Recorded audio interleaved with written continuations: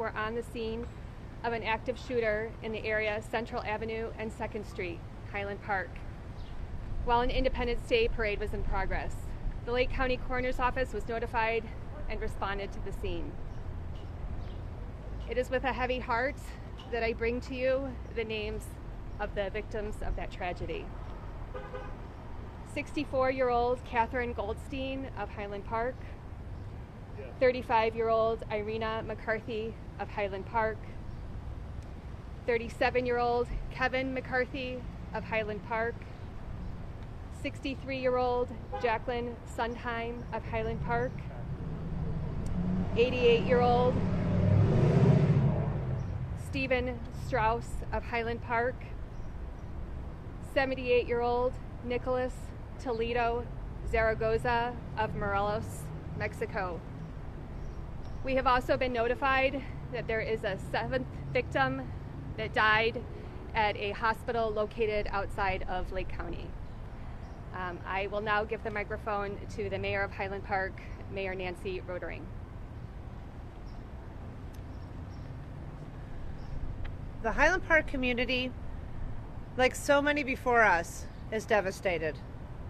It is impossible to imagine the pain of this kind of tragedy until it happens in your backyard. Our focus the last 36 hours has been on the perpetrator of this heinous crime.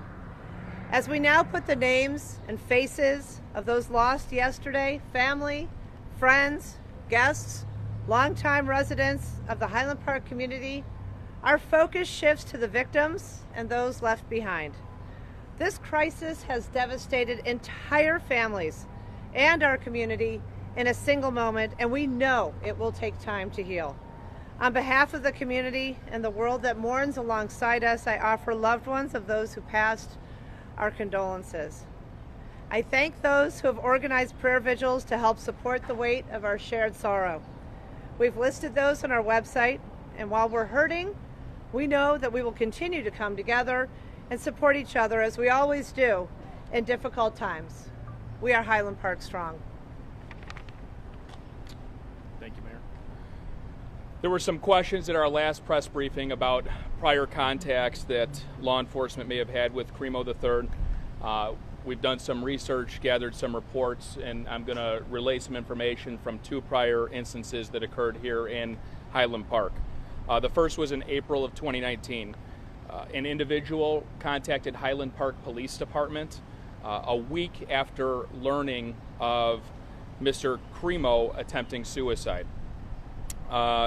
This was a delayed report, so Highland Park still responded to the residents a week later, spoke with Crimo, spoke with Crimo's parents, and the matter was being handled by mental health professionals at that time. There was no law enforcement action to be taken. It was a mental health issue handled by those professionals. The second occurred in September of 2019. A family member reported that Crimo said he was going to kill everyone, and Crimo had a collection of knives. The police responded to his residence. The police removed 16 knives, a dagger, and a sword from Crimo's home. At that time, there was no probable cause to arrest. There were no complaints that were signed by any of the victims. The Highland Park Police Department, however, did immediately notify the Illinois State Police of the incident. Shifting gears a little bit, talking about the investigation itself. The community has been absolutely terrific with providing information to law enforcement investigators throughout this. But we're asking the community to, if they're able to dig a little deeper and recall some specific instances from the event, based on video surveillance recovered by our investigators, we're very certain that there was a female witness who saw Crimo drop an object inside of a red blanket behind Ross's at 625 Central Avenue immediately following the shooting. We've not been able to identify this witness yet, but we're asking, if you are the witness and you are hearing this, please call 800, call FBI. Investigators really would like to speak to you about this. We're also asking that anyone with any firsthand information about Crimo relevant to this investigation also call 800, call FBI. Please keep in mind, though, we're asking for firsthand information that could be relevant, that could help investigators. We're not asking for third-party information or information heard through the grapevine, only if it's firsthand knowledge that you have. To update the victim count, including those that have perished, there are approximately 45 injured or deceased from this incident.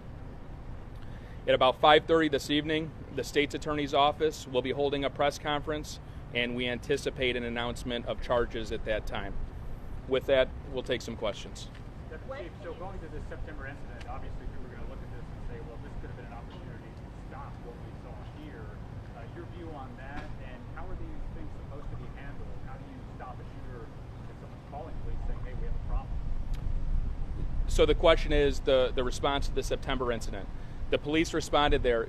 Police can't make an arrest unless there is probable cause to make an arrest or somebody is willing to sign complaints regarding the arrest. Absent of those things, the police don't have power to detain somebody.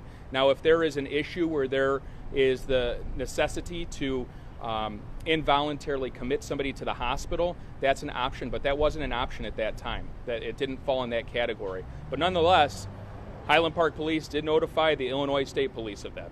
But as a law enforcement professional, you see someone who has said, I want to kill someone, then he can purchase several guns, like you said, legally. How do you view that? The threat was directed at family inside of the home. Yeah, but he could even buy guns when he makes a clear threat to his family. So in order to purchase a gun legally in Illinois, one has to possess a FOID card. That's a process that is solely managed through the state police, and I'm not able to speak to that process. Chris, you mentioned how much the community has been helpful in this case with videos, with sending information to you guys. So many people I've been talking to are asking, how can this be prevented in the future? Given the amount of social media posts, the sort of disturbing content that he had posted, would you recommend that community members in this community or others flag police to that kind of information? You said you weren't aware of it beforehand. If you were aware of it, could this have prevented something like this, considering the red flag laws and other laws here in the state? So the question is essentially social media. If we had known about some of the posts, would we have investigated? Do we encourage the community to report those? And the answer is absolutely. If the public sees something that is concerning online with anybody, they should notify the social media network it's posted on. They should notify local law enforcement. And that's when we get involved and we conduct an investigation. Law enforcement's going to do everything they possibly can to ensure the community is kept safe. But if we don't know about it, it's hard for us to investigate. Under the red flag laws in the state, though, would this potentially have been enough for you to confiscate weapons or take some sort of action? So in the case of September, the knives that Cremo possessed, they were confiscated and they were secured for safekeeping. And the rifles and considering the social media posts and the videos that we have now. So at that time, there was no information that he possessed any firearms, any rifles. Would that be enough if he's making threats? It's a case-by-case basis. I don't want to speak broadly to the issue. It depends on the circumstances. There are circumstances where law enforcement does have that authority to obtain a seizure order, but it is situational dependent every single time. Chris, there's a report that Cremo visited a synagogue here in town during Passover. Do you know anything about that? Can you speak to that? That's nothing I know about at this time. Chris, you mentioned that the weapons, the rifles, were legally purchased in this general Chicago area, but can you specifically say when they were purchased? They were purchased after that September incident. I don't have the exact dates. I believe it was in 2020 and 2021. Chris, earlier this morning we were discussing whether we had any additional information on motivation. You said not yet. Is there any new information in that regard? Investigators have been really tirelessly working since Cremo was taken into custody, trying to determine motive. At this point, there is no definitive motive that he had. Is he talking? He has been talking to investigators. Chris, from the handgun part of things, when was this? I don't have that information right now. The object that you said was dropped behind glass. What do you know what that was? It was the rifle, and it was in a red blanket. Chris, do you have the information that he may have tried to, after the shooting, tried to check himself into a hospital, Lutheran General Hospital, as you heard any reports? No, we do not have that information. To follow up on the last September incident, you said that involuntarily committing him was not an option. Can you explain that? What are the options for officers? Based on that time, based on those circumstances, that was not an option. It did not fall in that category. What would it require? Again, it's case by case specific. Were Irina and Kevin McCarthy husband and wife, brother sister? What's their relationship? I'd have to get back to you on that. I don't know. Chris, do you have any Jennifer, do you information on know? the handguns that you talked earlier about? How many were there? Were they legally purchased? Anything on that? The count, sheer number? So he had purchased five Five firearms. 5 firearms, and that includes rifles and handguns as well. So the other 3 legally purchased and they were handguns? There were a combination of which, I don't have the exact count, at least 2 rifles, some pistols, and possibly a shotgun. Those were seized at his father's home pursuant to a search warrant yesterday. What was the size of the knife collection, and did he ever get it back after the incident? I would have to do a little research on that. What time period were those 5 weapons purchased? Approximately a year.